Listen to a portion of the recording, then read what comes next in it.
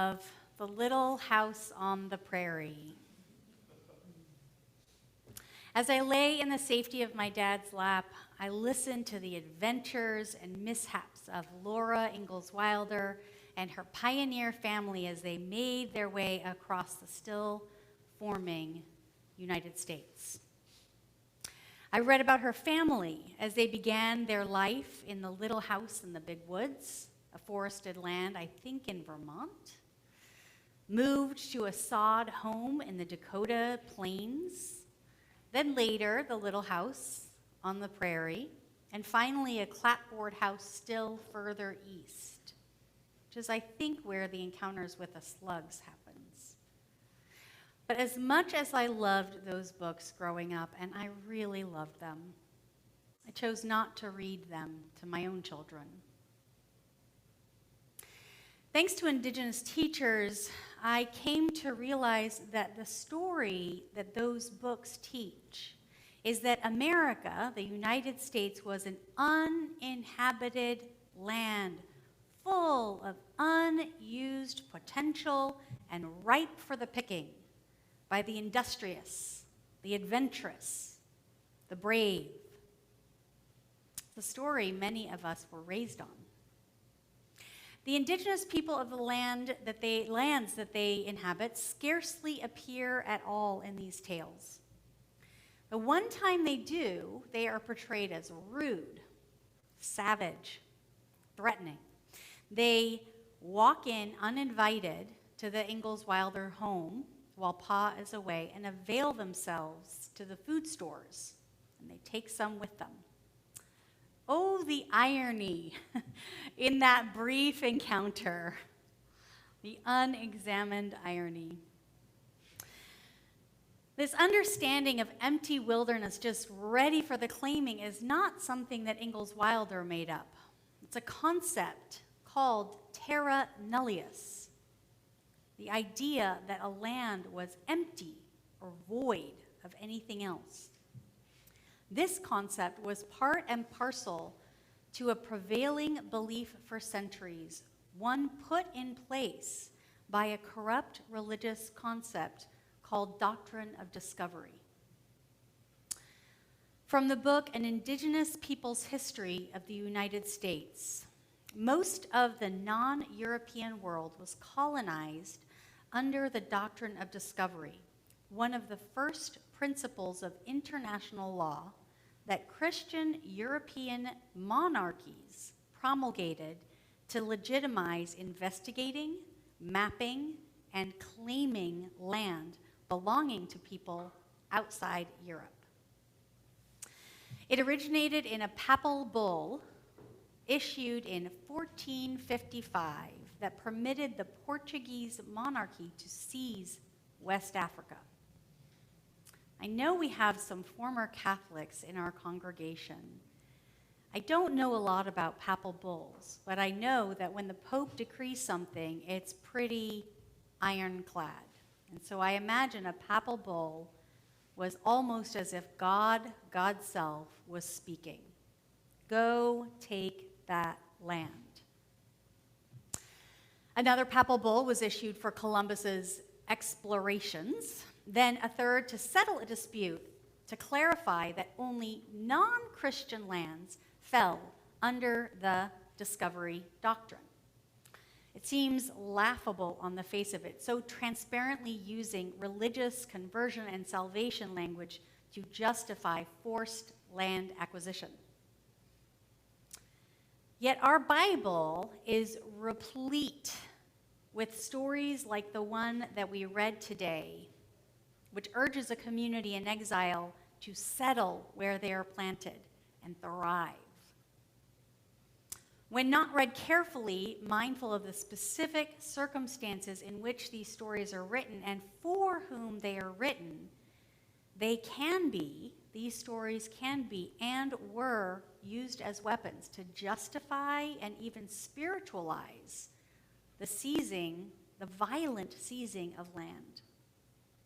In fact, I can almost imagine the Ingalls Wilder parents, Ma and Pa, telling this very Bible story to their girls to help them understand why they were so bent on claiming land, on farming, on creating a home there. It is so important to read our holy text with context, perspective, and humility.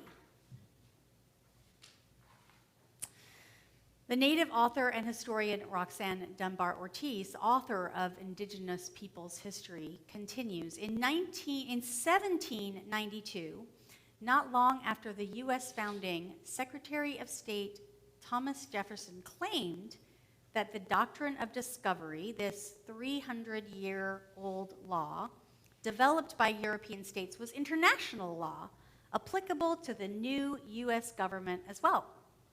That's handy. And in 1823, the U.S. Supreme Court solidified this claim with the decision Johnson versus McIntosh, making the doctrine of discovery law of the United States. In this court ruling, the Supreme Court determined that European and Euro-American discoverers had gained real property rights in the lands of indigenous peoples by merely planting a flag. I think it's important just to mention all this because I think sometimes it gets lost to our understanding. How did we come to be like this? This was law that was decided and agreed upon by our highest court in the land. Thankfully, in 2013, not even 10 years ago, at its 29th General Synod, the United Church of Christ repudiated the doctrine in a near unanimous vote. All right. Unfortunately, a belief system in place for almost 600 years, from 1455 to now, which has undergirded centuries of domination and acquisition, is not so easy to denounce. Joy Harjo's poem beautifully illustrates the deep work that it takes to dismantle and heal from these oppressive belief systems, even for an indigenous person. I think part of our dismantling and healing work is to be open to examining how the doctrine of discovery continues to play out in each one of us. I preached last week about being willing to see ourselves as the one who needs help, as opposed to the one who gets to offer it. I wonder if the doctrine of discovery, with this concept of terra nullius, void outside or beyond, makes it easier for us to believe that we are the ones who have something to offer. That those other who we're offering to are blank or void and need our help. I can certainly see traces of this belief in my thinking as I move through the world.